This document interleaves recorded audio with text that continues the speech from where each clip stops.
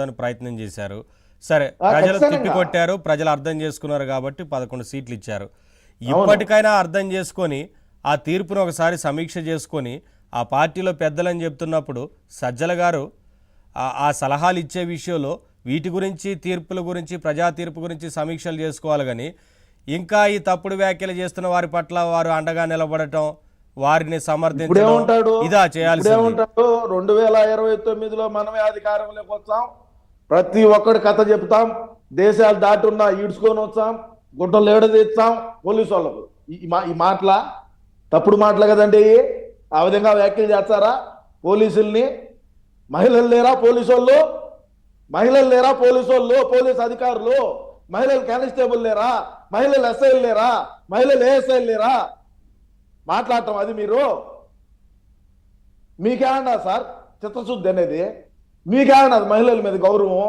మా పార్టీని అందుకే నేను కడువా అక్కడ తీసేసా. ఎందుకని వద్దనుకున్నారు? ఇక వద్దనుకునేది అవమానం జరుగుతుంది అనిపించిందా? ఇంత అవమానం జరుగుతుంది కదా, ఇంత అవమానం పోలీసు వాళ్ళకు బట్టలు కూడా తీయటమేది సార్? అదే పోలీసు వాళ్ళే కదా నువ్వు అధికారంలో పనిచేసింది. పోలీసు వాళ్ళని బట్టలు ఉడదీస్తా అంటాడు.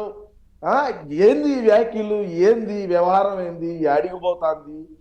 11 స్థానాలకు పడిపోయినా కూడా ఇంకా దిక్కుమాలి, ఇంకా ఈ విధంగా చేయటము ఇంకా ఎందుకు మీకు అనిపిస్తుంది? అబ్జర్వ్ చేస్తుంటే గతంలో ఇప్పుడు ఈ సోషల్ మీడియాలో పోస్టులు పెట్టి ఆ తర్వాత అంటే స్వయంగా వారి కుటుంబ సభ్యులపైనే సోషల్ మీడియాలో పోస్టులు పెట్టిన వ్యక్తులపైన అసలు వారు చర్యలు తీసుకోవాలి. కానీ కూటమి ప్రభుత్వ అధికారంలోకి వచ్చిన తర్వాత చర్యలు తీసుకుంటే ఆ సోషల్ మీడియాలో అసభ్యకరంగా పోస్టులు పెట్టిన వ్యక్తిని సమర్థిస్తూ పరామర్శలు, వారికి అండగా నిలబడతామంటూ మాట్లాడటాన్ని అసలు ఎలా అర్థం చేసుకోవాలి?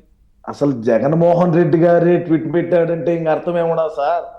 జగన్మోహన్ రెడ్డి గారే స్వయంగా ట్వీట్ పెట్టాడు. అదే వారి కుటుంబ సభ్యులపైనే పోస్టులు పెట్టిన వ్యక్తి కదా, ఆయనను సమర్థిస్తూ ఈయన మాట్లాడుతున్నారు కదా. మరి ఇప్పుడు అమ్మటి రాంబాబు ఉన్నాడు సార్, ప్రెస్ మీట్ పెట్టాడు. ప్రెస్ మీట్ పెట్టి నా పేరు ఎత్తాడు, ఏమన్నా మాట్లాడితే నా మీద కేసు పెట్టాలి.